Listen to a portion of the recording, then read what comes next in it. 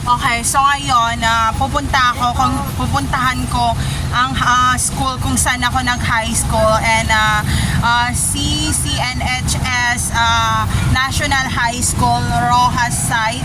So pupuntahan natin ngayon, and papunta na ako doon para makita natin kung ano ang nangyari sa aking Form 137 nung elementary and high school. And pupunta rin ako sa elementary kung saan ako nag-elementary para kunin yung aking Form 137 at ang aking diploma. So magagawa natin lahat ng bagay, basta kailangan natin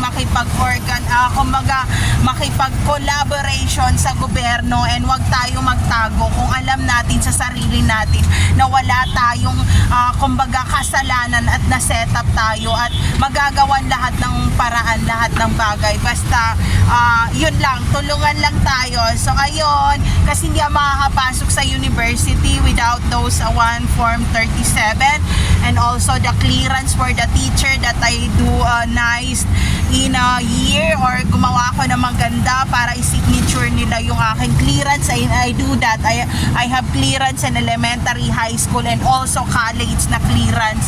Yun nga lang, hindi natin na-proshoot ang ating college sa course, pero meron tayong pa-clearance. So lahat ng professor ay say yes. So ayun, go Justy Filipina from Cotabato City, Mindanao, Philippines. So ayun, pa-shoutout raw, maraming nagsabi, idol, ganito, hi, hello, shoutout.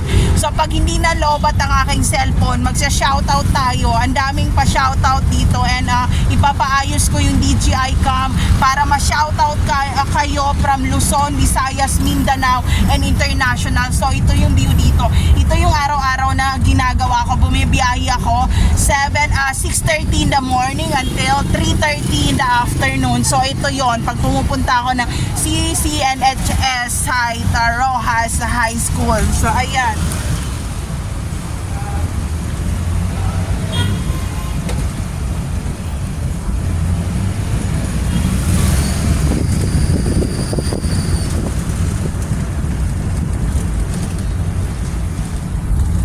So ayan, see you later, friends!